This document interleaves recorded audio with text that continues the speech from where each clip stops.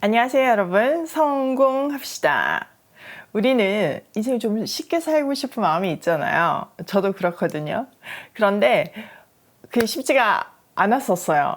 근데 비밀을 깨닫고 나니까요, 인생이 쉬워지더라고요. 오늘 본문에서 그 비밀을 알려주는데요. 한번 들어가서 보도록 할게요. 1절. 또 내가 들으니 성전에서 큰 음성이 나서 일곱 천사에게 말하되 너희는 가서 하나님의 진노의 일곱 대접을 땅에 쏟으라 하더라. 자, 하늘에서 성전에서 큰 음성이 들려요. 성전은 하나님의 통치가 시작되는 곳이죠. 그리고 큰은 소리가 크다 이런 의미가 아니라 하나님의 확정된 계획이 펼쳐질 때, 실현될 때를 크다고 표현해요. 그러니까 지금 이 순간은 성전에서 하나님의 확정된 계획이 일곱 천사들에게 발표되는 순간이죠. 천사들에게 하나님의 진노가 담긴 일곱 대접을 땅에 쏟으라고 해요. 여기서 땅은요, 지금 우리가 밟고 있는 이런 땅을 얘기하는 것이 아니라 사탄이 통치하는 영역을 말해요. 그러니까 이 말은요, 이제 사탄에 속한 사람들에 대한 심판이 시작된다는 의미죠. 자, 2절. 첫째 천사가 가서 그 대접을 땅에 쏟음에 짐승의 표를 받은 사람들과 그 우상에게 경배하는 자들에게 악하고 독한 종기가 나더라. 자, 첫 번째 천사가 대접을 땅에 쏟으니 짐승의 표를 받은 자들과 그 짐승 우상에게 경배하던 자들에게 나쁜 종기가 생겼어요. 자, 여기에서도 다시 보여주지만 이 심판은요, 모든 사람들에 대한 심판이 아니라 사탄의 영역에 속한 사람들에 대한 심판이에요. 또 짐승의 표에 대해서 혼란이 생기지 않도록 다시 한번 설명을 해보면 12장에서 용이 나왔어요. 용은 사탄을 얘기하죠. 그리고 13장으로 넘어오면요, 용에게 권세를 받은 두 짐승이 등장을 해요. 첫 번째 짐승은 바다에서 나왔는데 용에게 권세를 받고 자기도 경배를 받아요. 이 짐승은 하나님을 모독하면서 성도들을 괴롭히죠. 두 번째 짐승은 땅에서 나와요. 이 짐승도 사탄의 권세를 받았어요. 이 짐승은 사람들을 미혹해가지고 사탄도 경배하게 하지만 그 첫 번째 짐승도 우상을 만들어가지고 경배하게 만들어요. 또 경제활동을 통제하죠. 중요한 것은 13장 18절에 근거해서 이 짐승을 상징하는 숫자가 있는데 그 숫자는 666이고 그것은 사람의 이름이래요. 자, 이때는 알파벳에 숫자 값을 넣는 게마트리아 방식이 있다고 그랬죠. 그 방식에 대입하면 666은 히브리어로 네로 황제이고 네로 황제는 성도들을 가장 핍박했던 황제의 대표예요. 즉 666은 당시 로마 제국의 황제를 지칭한다고 볼 수 있어요. 실제 그 당시에는 666을 경배하도록 만든 사회적 구조가 있었죠. 바로 길드예요. 이 길드에 들어가려면 황제를 숭배해야 되는데 그게 우리 신앙인은 안 되잖아요. 그 안 할 경우에 경제 활동을 하기가 어려웠어요. 이런 상황 속에서 죽음을 두려워하지 않고 믿음을 지켰던 사람들이 있죠. 이 사람들은 불구덩이에 던져지기도 하고 원형 경기장에서 굶주린 맹수들의 밥이 되기도 했어요. 이렇게 수많은 크리스찬들이 그 시대에 짐승의 표를 받지 않고 죽어갔죠. 지금 이 시대도 마찬가지예요. 여기서는 그 사람들의 반대되는 짐승의 표를 받고 우상 숭배를 하며 사탄의 영역에 살던 사람들에게 내리는 하나님의 진노이죠. 이 첫 번째 진노는 나쁜 종기가 난대요. 여러분 피부에 뭐가 나면 엄청 괴롭잖아요. 근데 종기는 고름도 생기고 그러니까 괴로움을 표현하는 거예요. 고통을 표현하는 거죠. 즉 종기를 통해서 하나님 밖에 있는 인생 자체가 고통스럽다는 것을 뜻하고 있어요. 우리도 한번 일상을 되돌아보세요. 하루에도 수십 가지 걱정거리가 얼마나 많나요? 저희 지금 둘째가 여행을 갔는데 걱정되죠.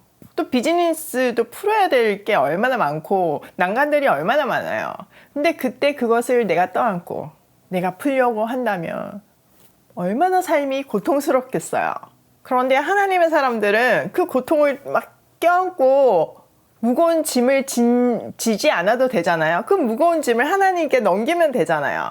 걱정이 떠오를 때마다, 풀 수 없는 문제 앞에 있을 때마다 그 문제를 해결하실 수 있는 전능하신 하나님께 답을 묻고 맡기고 나면 우리는 평안할 수 있어요. 자, 3절. 둘째 천사가 그 대접을 바다에 쏟음에 바다가 곧 죽은 자의 피 같이 되니 바다 가운데 모든 생물이 죽더라. 둘째 천사가 진노의 대접을 이번에는 바다에 부었어요. 그 결과 바닷물이 피처럼 되고 바다에 있는 모든 생물들이 죽었어요.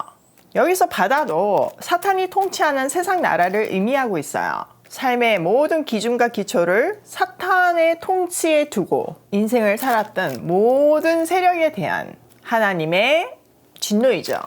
자, 4절.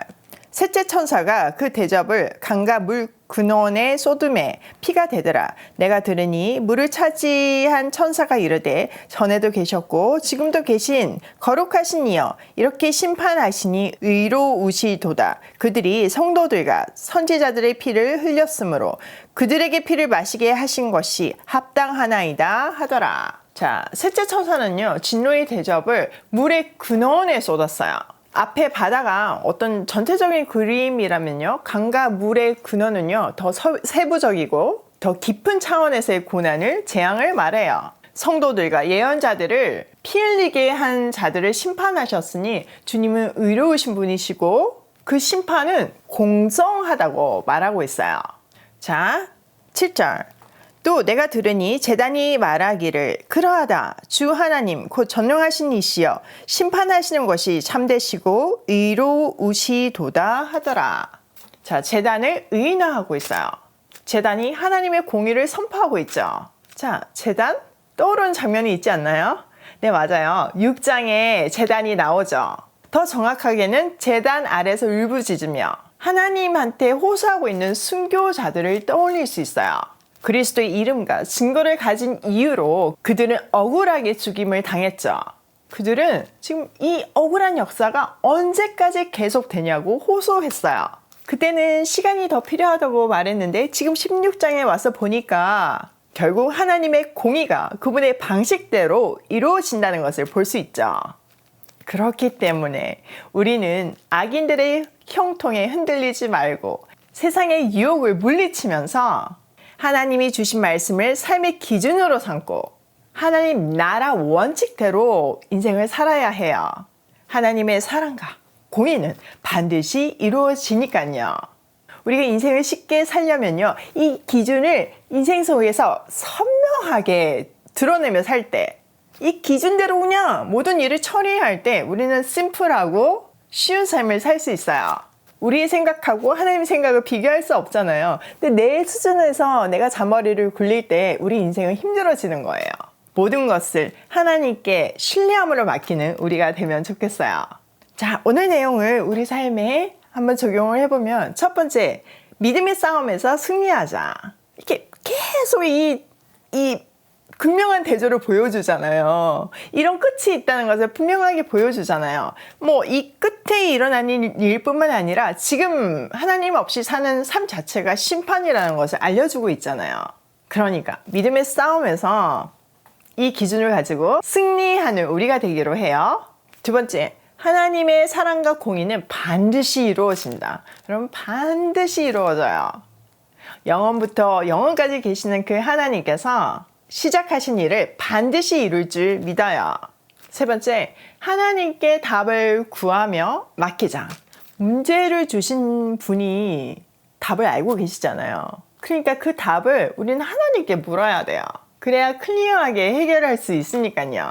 오늘도 말씀을 내 인생의 기준으로 삼고 하나님께 답을 구하며 온전히 맡기며 고고싱해요.